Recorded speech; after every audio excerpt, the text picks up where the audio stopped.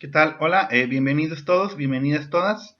Vamos a estar presentando durante los siguientes minutos el concepto de historia, ramas y fuentes históricas. Bien, el objetivo de la presentación que vamos a observar es conocer superficialmente el concepto de historia. Además, buscamos reflexionar sobre la importancia del conocimiento histórico y también trataremos de identificar los actores, ramas y fuentes históricas.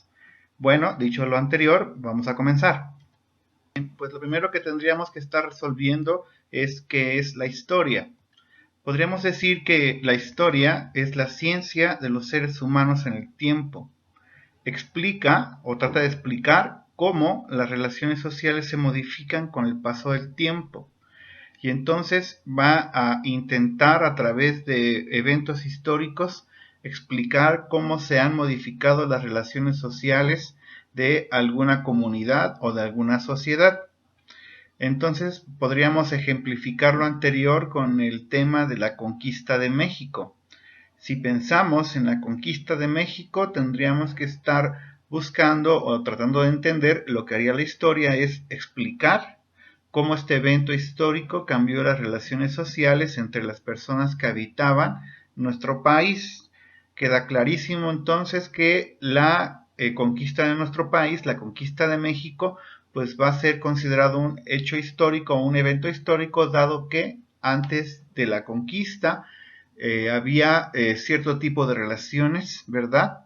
Sociales, y después, una vez que concluye la conquista de México, pues se van a modificar las relaciones sociales. Y entonces así pues, quedará claro qué es la historia. La historia entonces, entre otras cosas, trata de explicar las formas que se modifican las relaciones sociales.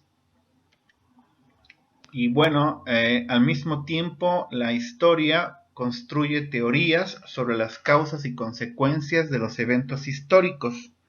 Como nosotros no tuvimos la oportunidad de vivir este hecho histórico, continuó con el mismo ejemplo de la conquista de México, entonces lo que hará el historiador, pues intentar construir teorías, suponer cuáles fueron las causas y cuáles fueron las consecuencias que tuvieron, por ejemplo, este evento como la conquista de México. Seguramente entonces usted está imaginando, por ejemplo, o alguna de las consecuencias que tuvieron, por ejemplo, la situación de la conquista de México. Cambió, por ejemplo, sustancialmente la situación relacionada al uso de leyes, por ejemplo. Los españoles cuando llegaron a nuestro país, pues llegaron con otra forma de ver la situación de la aplicación de la justicia. Y entonces, si se pone a pensar, lo que hace la historia es construir este tipo de explicaciones, tratar de entender cuáles fueron, por ejemplo, causas y consecuencias de los eventos que modificaron las relaciones sociales entre las personas que habitaban, en el caso del ejemplo, pues nuestro país. Se considera a Heródoto, ¿verdad?, como el padre de la historia. Desde épocas antiguas, entonces, tenemos la situación de personas que se dedicaban a escribir tradiciones o tratar de describir las historias de su comunidad. Y entonces aquí es muy importante también considerar que obviamente Heródoto ni enterado de que estaba haciendo historia, seguramente su propósito era otro, pero al final, si nos ponemos en un sentido estricto, pues digamos que fue la primera persona que dejó o comenzó a hacer historia, porque dejó escritas, ¿verdad?, para nosotros, para las siguientes generaciones, pues la cuestión de cómo se llevaban a cabo la cuestión de las relaciones sociales a través de las tradiciones, a través de la historia, de las historias de su comunidad, y entonces las relaciones sociales y cómo se fueron modificando. Para poder reflexionar un poco sobre la utilidad que tiene la historia, pues tendríamos que estar considerando en principio de cuentas que la historia pues estudia el pasado. Pero bueno, considere usted que no es un pasado muerto, porque usted debe entender que el pasado vive en el presente, revive y se transforma constantemente. El pasado entonces es algo que nosotros estamos modificando o debemos modificar de manera continua.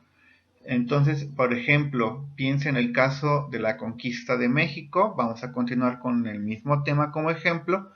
Cuando usted considera que la cuestión de la conquista de México, pues entonces está usted tratando de revivir esa historia. Cada que usted toma una clase de historia de México y le explican, ¿verdad?, la conquista de México, pues entonces vuelve usted a entender ese evento, lo está pues reviviendo. Y ahí entonces la frase comienza a tener sentido, porque entonces cuando usted está, ¿verdad?, reviviendo o está trayendo ese pasado al presente, lo está reviviendo y lo está transformando, porque usted en este momento, ¿verdad?, cuando está usted en el nivel medio superior, va a entender de otra forma la conquista de México, porque estoy convencido que usted ya sabe sobre este tema.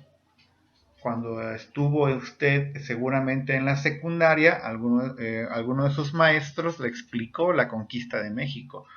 Hoy, cuando usted esté en el curso de bachillerato o de media superior, o por ejemplo a nivel licenciatura, pues volverá a tener una clase de la conquista de México. Y entonces el pasado vive en el presente, no está muerto el pasado, revive y se transforma constantemente. Nosotros vamos transformando ese conocimiento. Entonces, si usted es capaz de transformar su entendimiento cada que usted tenga una clase de la conquista de México, pues entonces ya le está encontrando utilidad a la historia. La historia no es algo muerto. Ahora pasaremos a otro subtema. Aquí trataremos de explicar la importancia que tienen los actores de la historia. Entonces aquí pues tenemos dos tipos de actores de la historia. En principio de cuenta podríamos hablar de los actores colectivos. Son conglomerados, son grupos de personas, conglomerados humanos que cambiaron la historia. Aquí la imagen que les estoy presentando pues tiene que ver con las Adelitas, las mujeres que participaron en la Revolución Mexicana, ¿verdad?, de 1910. Aquí entonces cuando hablamos de las Adelitas pues estamos hablando de un actor colectivo, porque al final no estamos hablando de una mujer en específico, estamos hablando de un grupo de personas que fueron capaces de modificar, ¿no?, la historia, de cambiar las relaciones sociales que prevalecían antes de la Revolución Mexicana y después de la Revolución Mexicana. Entonces las personas son capaces de cambiar su realidad de forma organizada. Los actores colectivos pueden transformar el rumbo de la historia. Vamos también a hablar del otro tipo de actor social, obviamente. Por supuesto tendríamos que estar hablando de los actores individuales. Son personas cuyas acciones modifican y dan vuelcos a la historia de su comunidad. Y aquí pues podríamos hablar de ejemplos de personajes, ¿verdad? Caso como Pancho Villa, que fue un actor de la historia, un actor individual de la historia, porque sus acciones van a modificar, ¿no?, la historia. Y entonces aquí, pues cuando estamos hablando de actores individuales, pues estamos hablando en específico de personas, y aquí entrarían pues personas como Leona Vicario, estaríamos hablando de Agustín de Iturbide, Miguel Hidalgo, entre otros. Son personas que cambiaron y modificaron las relaciones sociales que había en su comunidad. Como toda ciencia, la historia tiene ramas, tiene especializaciones, ¿verdad? Y pues la lista es gigantesca porque entre más pasa el tiempo se va necesitando mayor especialidad o profundidad en la explicación de ciertos eventos. Yo aquí pues le muestro en mi punto de vista pues algunas de las más importantes ramas de la historia. Podríamos hablar de historia universal, ¿no? Por ejemplo, casos como la Primera o Segunda Guerra Mundial, historias regionales, ¿verdad? Caso, por ejemplo, de la Revolución Mexicana, que tiene que ser entendido como algo regional porque no abarcó todo el país.